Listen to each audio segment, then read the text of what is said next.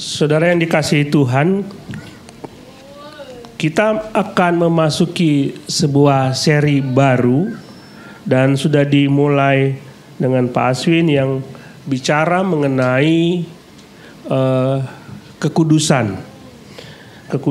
Memang kemarin adalah selingan tentang bagaimana kita harus menghargai ibadah bersama dengan Tuhan. Sekitar tahun 2006 atau 2007 kami pindah ke Serpong dan kami pindah ngontrak rumah karena kami beli tanah di BSD dan rencana ingin bangun rumah di sana.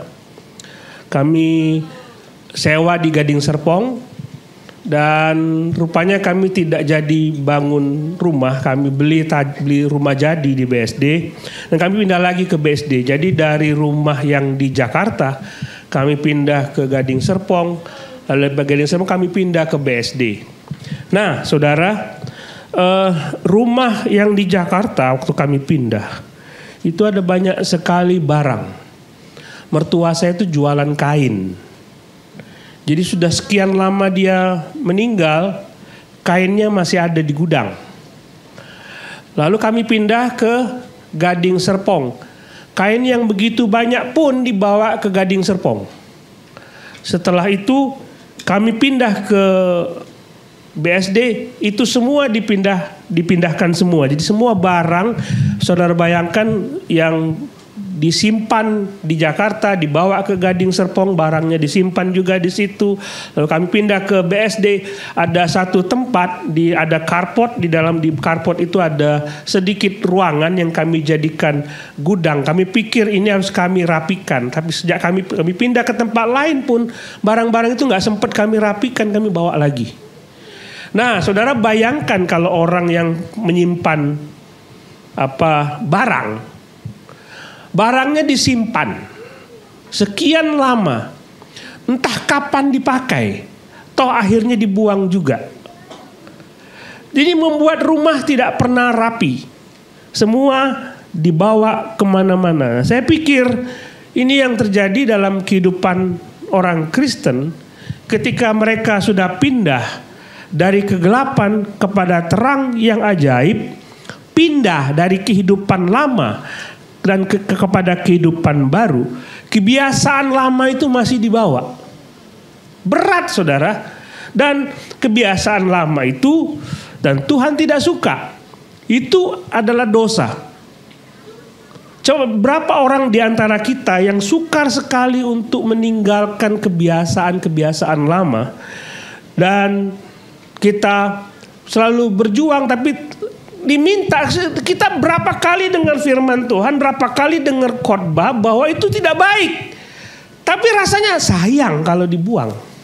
Begitu kan?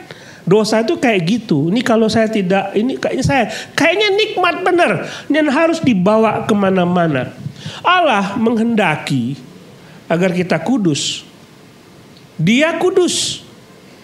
Kudus artinya, kudus itu kita dipisahkan dari Allah, sudah membuat posisi kita itu kudus. Jadi dia bilang, ini ada orang yang aku selamatkan, dia percaya kepadaku dan menjadi anakku. Dan orang Kristen ini yang percaya anak Tuhan ini, aku pisahkan dengan yang lain. Jadi Tuhan memisahkan antara anaknya dengan bukan anaknya, dan anaknya ini yang dia harapkan untuk menjadi ahli waris surga. Kamu nanti masuk surga, ini anakku, terpisah. Berkat kepada anak Tuhan dan bukan anak Tuhan itu beda.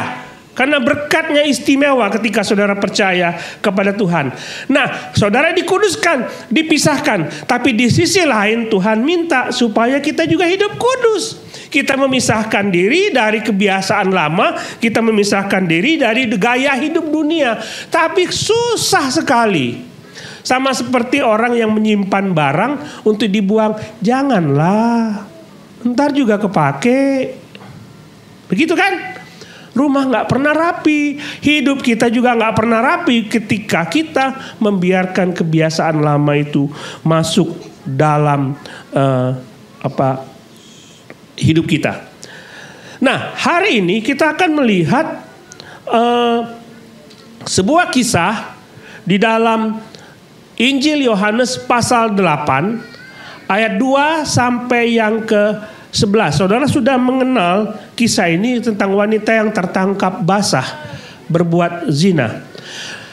Walaupun ceritanya tentang perbuatan zina, konteks yang ingin saya masukkan kepada kita semua, ingin kita pelajari bersama, bukan zina saja, tetapi dosa. Dosa itu banyak macam. Zina salah satu contoh. Dosa yang lain, orang kebiasaan mencuri. Ada kan orang kebiasaan kalau nggak mencuri rasanya nggak enak. Ada. Pornografi, semua orang ada punya kebiasaan pornografi. Kalau nggak lihat video porno gitu rasanya nggak enak. Banyak sekali kebiasaan-kebiasaan dosa yang kita simpan. Cerita tentang wanita yang tertangkap basah ini menjadi perdebatan. Bahkan sampai sekarang. Kenapa? Karena sebagian besar menganggap, bahkan teolog-teolog yang ortodoks pun menganggap bahwa cerita ini sebenarnya tidak ada dalam Injil Yohanes. Jadi ini sekedar pengetahuan saja supaya saudara tahu. Misalnya dalam English Standard Version, kalau saudara punya Alkitab berbahasa Inggris, English Standard Version, di situ cerita ini dibuat dengan bracket. Di tanda kurung. Jadi dibuat tanda kurung. Alasannya cukup masuk akal. Jadi kalau dalam sekolah teologi itu kita belajar tentang kritik teks, tahu kritik teks. Jadi setiap naskah-naskah yang ada di dalam Perjanjian Baru dan Perjanjian Lama itu kita teliti. Namanya kritik itu artinya kita teliti. Dan naskah di dalam Injil Yohanes tertua tidak ada cerita ini.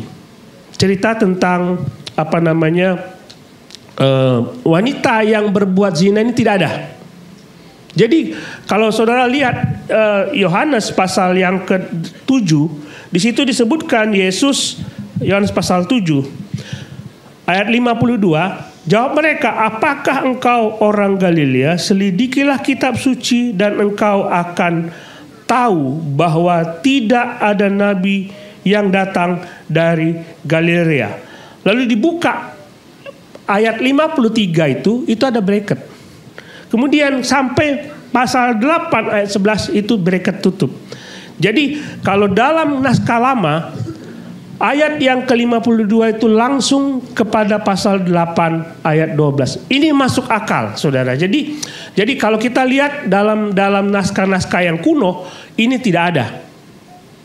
Jadi banyak sekali pendeta yang tidak mengkhotbahkan wanita yang berbuat zina ini.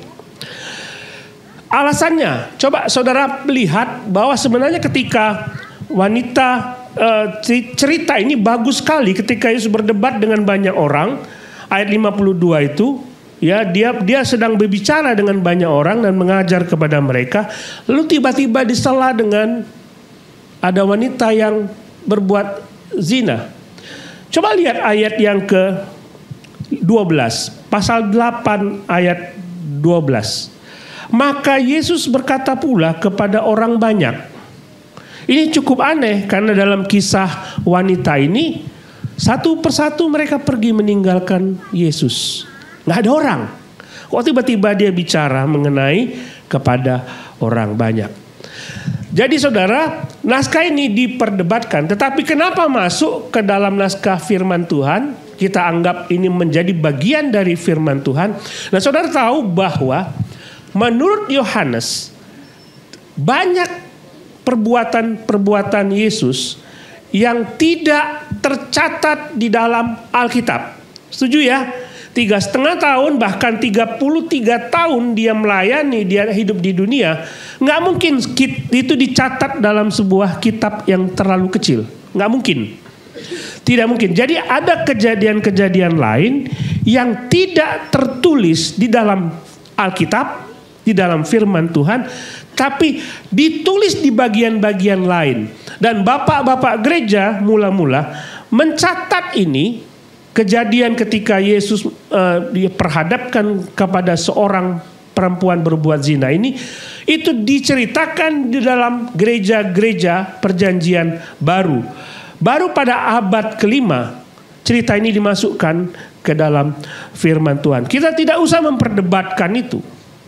Karena ketika Alkitab menulis ini dan dimasukkan ke dalam Injil Yohanes, ini pasti ada maksud Tuhan di dalamnya. Pasti ada kehendak Tuhan. Lagi pula cerita ini tidak bertentangan ajarannya dengan kitab-kitab ajaran-ajaran lain. Jadi kita terima saja ini menjadi bagian dari firman Tuhan. Kita terima ini menjadi bagian dari firman Tuhan.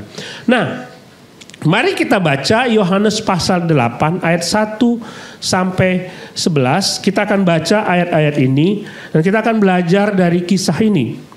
Saya akan membacakan ayat 2, saudara baca ayat 3. Jadi saya membaca ayat yang genap, saudara membaca ayat yang ganjil. Kita belajar ya. Pagi-pagi benar ia berada lagi di bait Allah dan seluruh rakyat datang kepadanya, ia duduk mengajar mereka.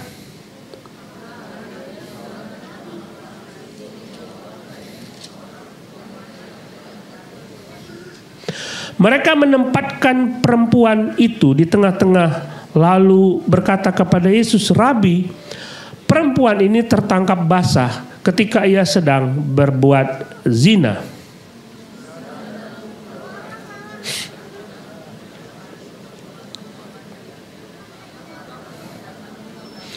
Mereka mengatakan hal itu untuk mencobai dia, supaya mereka memperoleh sesuatu untuk menyalahkannya. Tetapi Yesus membungkuk lalu menulis dengan jarinya di tanah.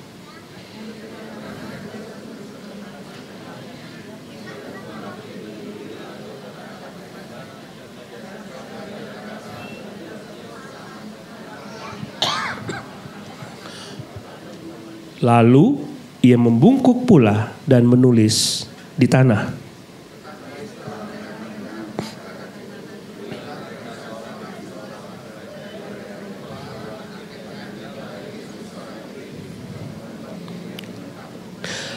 Lalu Yesus bangkit berdiri dan berkata kepadanya, "Hai perempuan, di manakah mereka? Tidak adakah seorang yang menghukum kau?"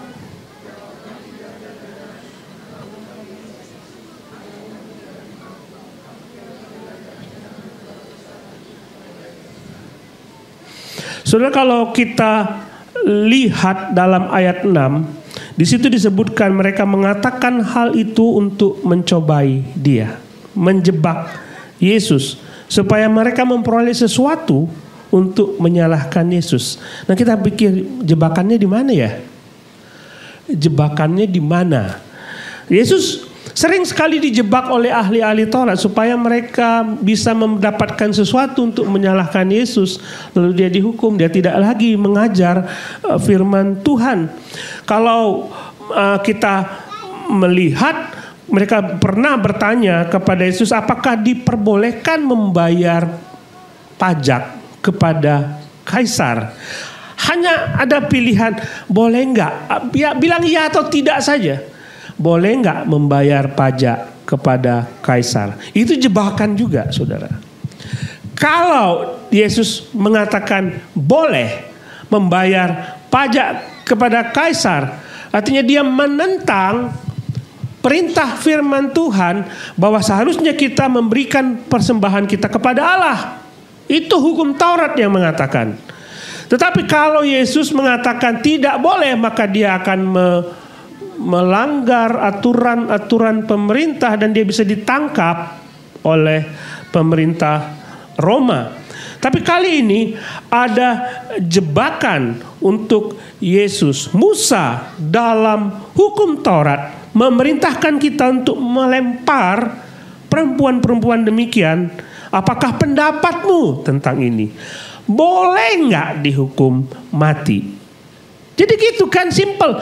Semua orang tahu kalau seorang kedapatan berbuat zina, dia dibawa keluar, duduk di situ, dikelilingi oleh orang banyak, masing-masing pegang batu dan dilempar sampai mati. Itu terjadi ketika Stefanus, diakon itu, dia dianggap menghujat Tuhan, lalu dia dilempar pakai batu, mati.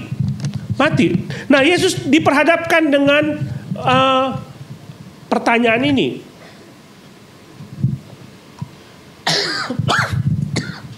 Boleh tidak? Pendapatmu bagaimana? Kan kalau mengikuti aturan dari hukum Taurat harus dilempar. Kalau Yesus jawab harus dilempar, maka Yesus taat kepada hukum Taurat. Tapi di lain pihak hukuman mati tidak boleh dijatuhkan kepada seseorang tanpa persetujuan Roma. Roma harus meneliti terlebih dahulu, pemerintah Roma harus meneliti dulu. Orang ini kenapa dihukum mati? Jadi seperti itu. Jadi kalau Yesus mengatakan orang ini harus dihukum mati, dia berarti melawan undang-undang Roma. Dia bisa dipersalahkan, ditaruh di hadapan pemerintah Roma, dan dia bisa dipenjara. Dan kalau Yesus jawab, jangan dihukum mati, artinya Yesus melanggar hukum Taurat. Mana ada Mesias melanggar hukum Taurat? Kalau engkau melanggar hukum Taurat, berarti engkau bukan Mesias yang selama ini engkau klaim. Jadi ini jebakan. Yesus tahu mereka menjebak Yesus.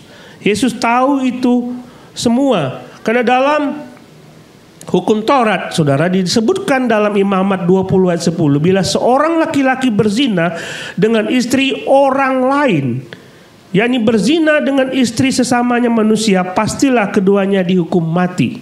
Baik laki-laki maupun perempuan itu. Waktu saya merenungkan ini, saya pikir kalau aturan itu ditetapkan sekarang, kalau ada yang kedapatan berbuat zina dan ketahuan, kira-kira berapa orang yang mati? Tapi itu tidak berlaku, saudara. Bukan berarti Yesus tidak mau, tidak mengatakan boleh berbuat, enggak. Nah, dituduhkan kepada wanita ini dia berbuat zina dan dia harus dihukum mati. Saudara bisa bayangkan ada seorang yang kedapatan berbuat zina lalu dibawa ke tanah lapang, dan mana mungkin orang yang kedapatan basah berbuat zina berani mengangkat kepalanya dan melihat sekelilingnya? Pasti tidak mau. Pertama, dia sudah dihukum dengan malunya.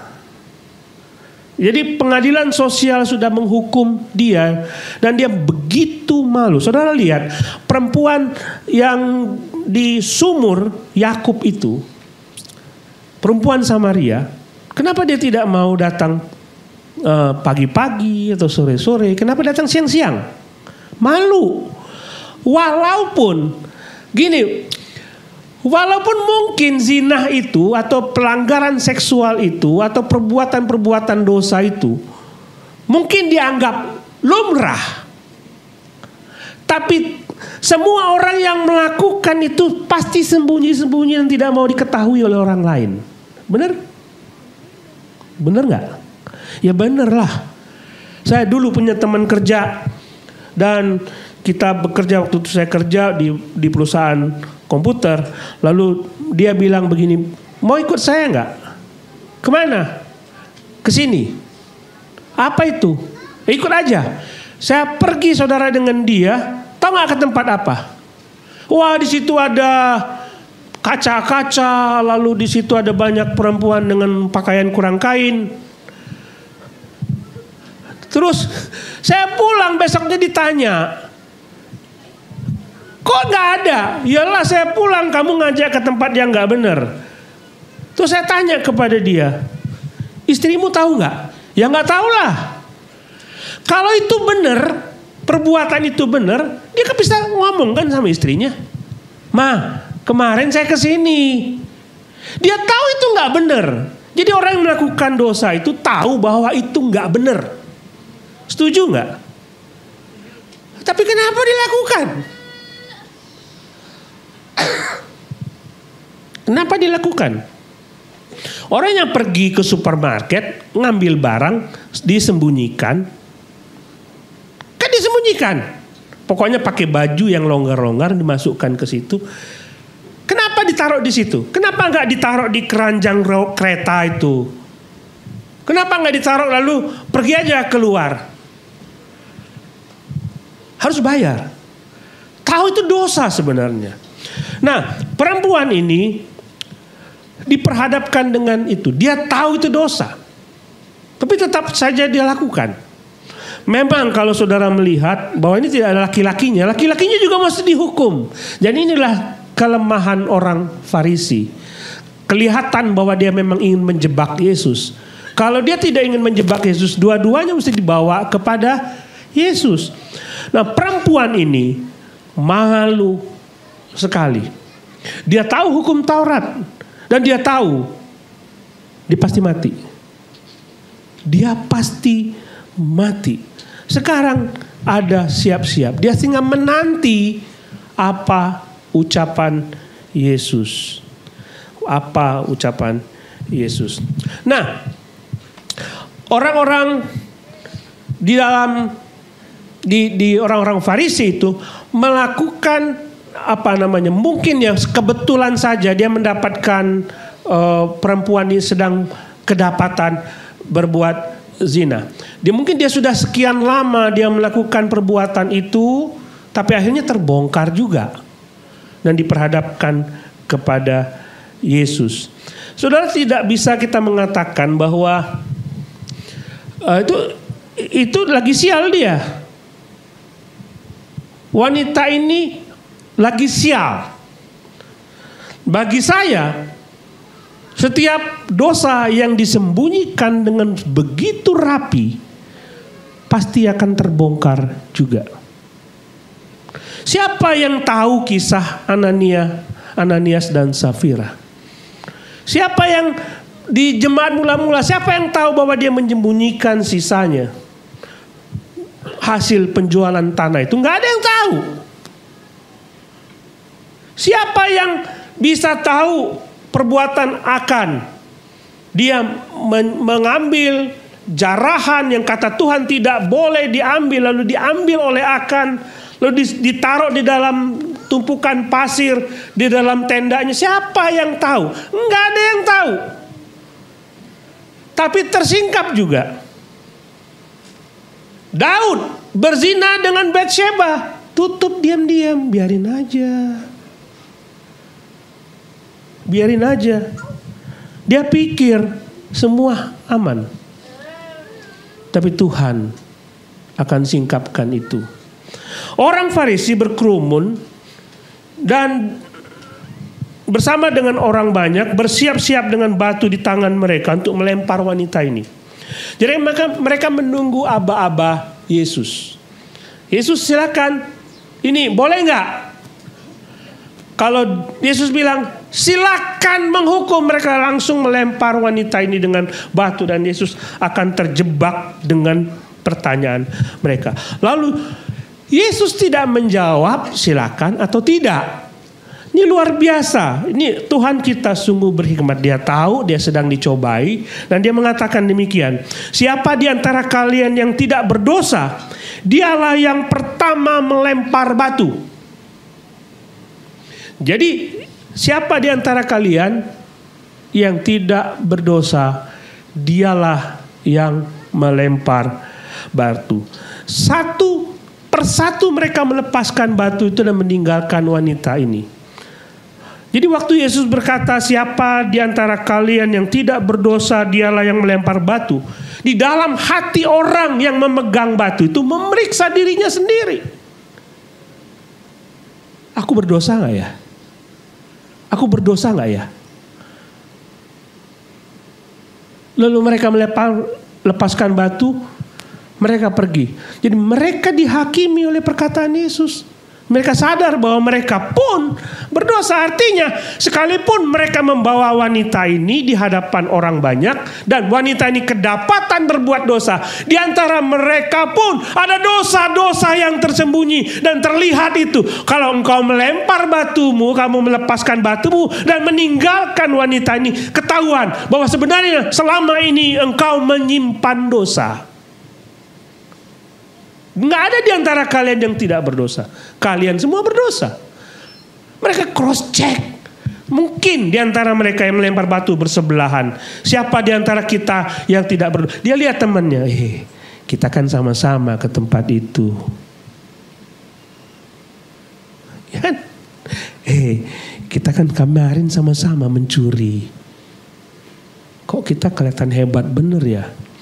Inilah manusia suka menyembunyikan dosanya. Sekalipun dia sudah percaya kepada Yesus. Saudara percaya kepada Yesus. Saudara bisa menyimpan rapi-rapi dosa itu tanpa ketahuan oleh orang lain. Padahal sebenarnya ketika firman Tuhan disampaikan di dalam hati yang terdalam, akulah yang dimaksud oleh firman Tuhan. Aku punya dosa. Aku punya dosa yang Tuhan tahu bahwa aku berdosa. Saudara dengar firman Tuhan di dalam diduduk di situ, seringkali Tuhan menegur kita. Aku punya Tuhan yang besar. Sambil nangis kan? Nah. Tapi ketika dengar khotbah, nangis juga. Kenapa? Ada dosa. Ditegur. Sudah ditegur sudah. Pulang, dosa lagi. Besok dengar khotbah, iya ya. Jadi kayak kita tuh kayak manusia yang pindah kemana-mana, pindah rumah kemana-mana, semua rongsokan dibawa. Kayak gitu. Tuhan ingin supaya kita tidak berdosa lagi. Nah saya tahu gak mungkin kita tidak berdosa. Tapi ada banyak kebiasaan-kebiasaan dari dulu ketika kita belum percaya, masih kita bawa sampai saat ini. Dan kita sering mengatakan, lumrah itu Pak Pendeta, lumrah. Aku lagi berjuang supaya mungkin tahun depan aku bisa meninggalkan dosa. Enggak seperti itu konsep firman Tuhan. Kalau hari ini engkau diubah oleh Tuhan, hari ini pula engkau meninggalkan dosamu. Enggak bisa bertahap saudara. Buang-buang semua. Susah Pak Pendeta. Enggak ada yang susah. Because you have the power. Engkau memiliki kuasa dari roh Tuhan. Ketika dia masuk ke dalam dirimu, dia berkuasa atas dirimu dan engkau sanggup untuk membuang semua itu. Bukan perlahan. Pendeta doakan saya lagi berjuang supaya tahun depan, mungkin 5 tahun, jangka panjang semua dosaku dibuang. Enggak ada seperti itu konsepnya. Hari ini dibuang. Besok tidak dilakukan lagi. Jangan dipelihara. Jangan dipelihara. Wanita ini, orang sudah keluar semua. Sudah pergi semua. Yesus tanya kepada dia, adakah di antara mereka yang menghukum kau? Tidak ada Tuhan. Gak ada. Yesus kan punya pernyataan yang sungguh luar biasa. Siapa di antara kalian yang tidak berdosa, dialah yang pertama melempar batu itu. Di antara kerumunan orang banyak itu, ada nggak yang tidak berdosa? Di tempat itu. Saya pikir ada satu sosok yang tidak berdosa. Yaitu Yesus. Yesuslah yang tidak berdosa. Dialah yang layak pertama kali melempar batu itu kepada wanita ini. Dia yang layak. Dia yang layak untuk menghukum.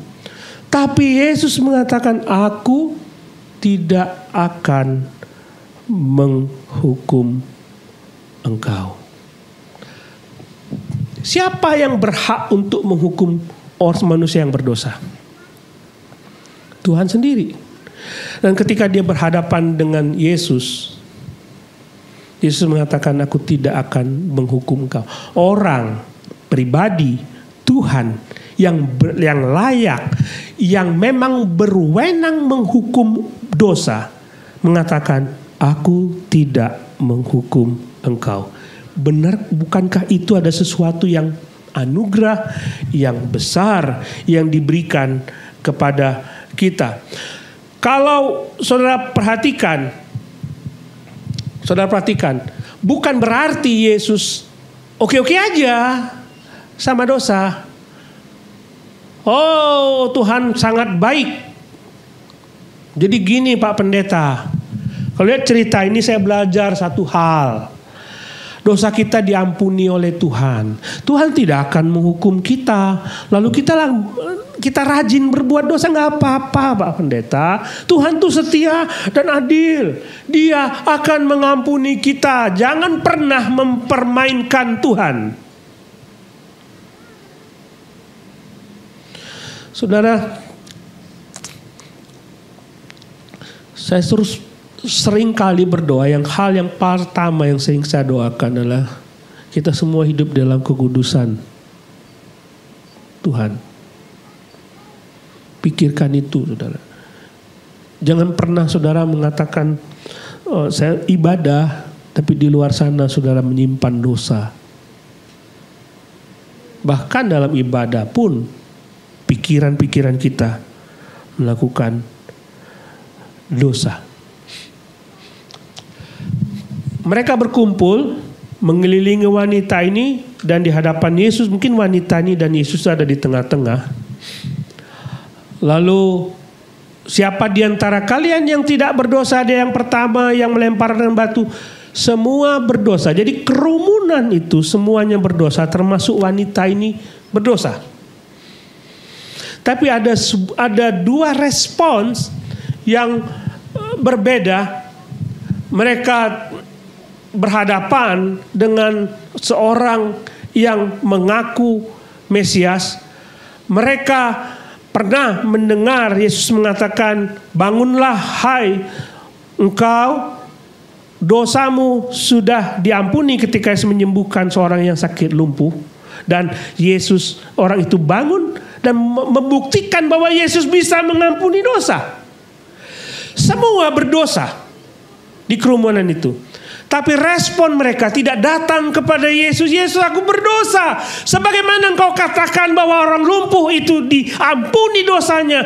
Aku mau datang kepada Yesus supaya aku diampuni dosaku. Mereka tidak melakukan itu. Mereka kabur satu persatu. Respon mereka, yaudah aku berdosa. Mereka berdosa. Mungkin begini. Aku sudah berdosa. Aku tidak mungkin diterima oleh Tuhan. Ada orang berpendapat demikian. Aku tidak mau datang kepada Tuhan, Yesus, dosaku terlalu besar. Dosaku terlalu besar, aku tidak mau datang kepada Yesus. Atau ada orang mengatakan, aku tidak mau datang kepada Yesus karena dosaku itu terlalu nikmat. Nah, saudara yang mana? Tapi wanita ini, dia tahu dia berdosa, tapi dia sujud di depan Yesus. Respon itu yang mesti diambil. Aku berdosa Tuhan, aku tidak mampu untuk meninggalkan dosaku. Saatnya engkau yang membereskan semuanya ini. Jadi Tuhan mengatakan, aku tidak akan menghukum kau, pergilah dan jangan berbuat dosa lagi. Tuhan memberikan kesempatan, Tuhan mengampuni. Respon yang berbeda itu membuat kita, apakah kita akan terus hidup dalam dosa atau tidak. Ketika saudara mengatakan, aku terlalu besar dosaku, aku tidak mau datang kepada Yesus, pasti Dia tidak akan mengampuni. Image itu akan membuat saudara hidup di dalam dosa bertahun-tahun. Tidak akan pernah lepas karena saudara tidak mau datang kepada Yesus. Datanglah. Yang diperlukan adalah saudara datang bersujud kepada Yesus, minta pengampunan kepada Dia. Tidak ada dosa yang terlalu besar yang tidak diampuni oleh Dia. Darahnya penuh kuasa untuk mengampuni dosa saudara. Jadi responnya datang kepada Yesus, bertobat. Nah, kalau saudara mengatakan, enggak mau pendetaku membawa dosaku bertahun-tahun, kupikul bertahun-tahun, hidupmu tidak akan pernah berkemenangan, enggak akan pernah berhasil. Dari bulan ke bulan, dari minggu ke minggu, saudara hidup dengan dosa dan penuh dengan kemaluan, malu di hadapan orang. Ketika didapati berbuat dosa, malu, aku gak layak. Tinggalkan itu, datang kepada Yesus. Kalau sudah tidak sanggup, harus datang kepada Yesus. Yesaya pasal 1 ayat 18 berkata, marilah, baiklah kita berperkara. Ayat ini disampaikan Yesus kepada orang-orang Israel melalui Nabi Yesaya. Ketika Yesaya mengatakan, di mana lagi kamu mau dipukul? Kamu tuh udah salah dipukul. Dari kepala sampai kaki itu luka semua, belum sembuh, udah berbuat dosa lagi, belum sembuh, udah berbuat dosa lagi. Ketika kepalanya dipukul, ada luka di sini, lalu berbuat dosa lagi, diampuni lagi, berbuat dosa sampai kaki semua luka. Nggak ada lagi tempat untuk dipukul karena semuanya penuh dengan bekas-bekas hukuman dosa. Kita nggak mau ya kayak gitu ya. Kita nggak mau seperti itu. Nah, hukuman Tuhan memang yang disampaikan kepada kita mungkin tidak dalam bentuk fisik, tapi berkat tidak pernah datang ke rumah saudara. Nggak ada berkat. Mana ada berkat? Saudara berdoa kepada Tuhan supaya sesuatu dikabulkan, tapi saudara menyimpan dosa, apakah itu dijawab? Mana ada dijawab? Enak benar, Tuhan, aku tetap berdosa ya, tapi kabulkan doaku. Enak benar kamu. Nggak ada kayak gitu. Tuhan bilang, marilah kita berperkara. Dia ajak, ayo datang dong. Datang kepada Tuhan. Sekalipun dosamu merah seperti kirmizi, akan menjadi putih seperti salju. Nggak ada yang mustahil bagi Tuhan untuk Dia bisa pulihkan. Semua bisa dipulihkan. Sekalipun berwarna merah seperti kain kesumba, akan menjadi putih seperti bulu domba. Saya punya jas warna hitam, mungkin nggak jadi putih. Nggak mungkin. Tapi tidak ada yang mustahil bagi Tuhan. Sebesar apapun dosamu, tinggal datang saja. Waktu saudara datang kepada Tuhan, seperti wanita ini ditunduk ke hadapan Tuhan, aku mengampuni engkau. Tuhan hadir di hati kita, dalam hidup kita. Dia membantu kita, menolong kita ketika dosa itu mengintip. Dia akan tegur kita dan memberikan kekuatan kepada kita supaya kita bisa menolak dosa itu. Menolak dosa itu. Nah, wanita ini mengalami anugerah dari Tuhan. Dia tidak mati. Bayangin kalau dia mati. Nggak ada kesempatan untuk dapat hidup lagi dan mungkin tidak akan mendapatkan kesempatan pengampunan. Tapi Tuhan ampuni. Lalu Yesus berkata kepada wanita ini, dia berkata, aku pun tidak akan menghukum engkau, jadi pergilah dan jangan berbuat dosa lagi. Tuhan tidak mengatakan, aku pun tidak akan menghukum engkau. Titik. Enggak seperti itu, saudara. Dia mengatakan, aku pun tidak akan menghukum engkau. Jangan berbuat dosa lagi. Yesus sedang berkata, ubah cara hidupmu. Jangan kembali lagi kepada kebiasaan lamamu. Mulailah dengan kebiasaan barumu. Ubahlah hidupmu. Bukan pelan-pelan, hari ini juga engkau harus berubah. Berubah total sekarang. Bukan lambat laun, bukan. Sekarang engkau akan diubahkan oleh Tuhan. Saya rasa begini, saudara dikasihi Tuhan,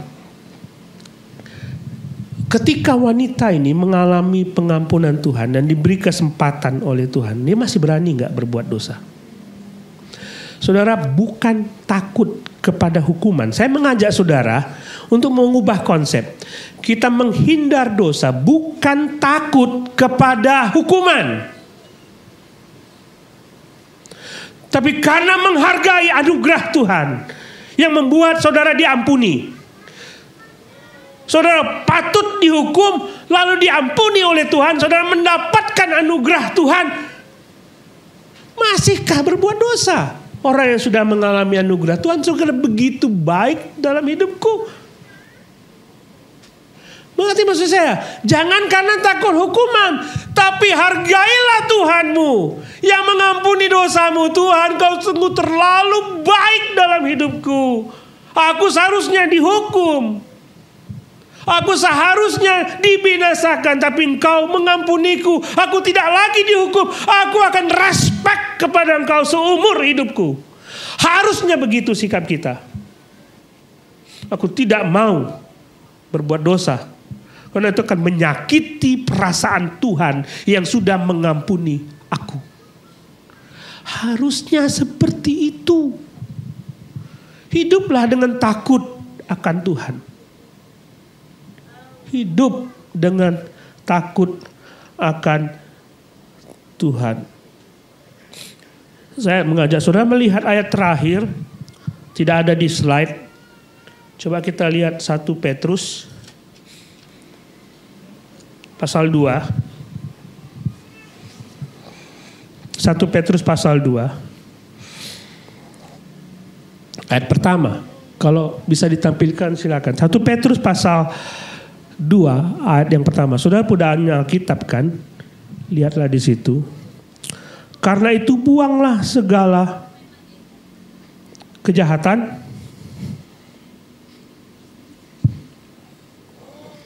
segala tipu muslihat, dan segala macam kemunafikan, kedengkian, dan fitnah.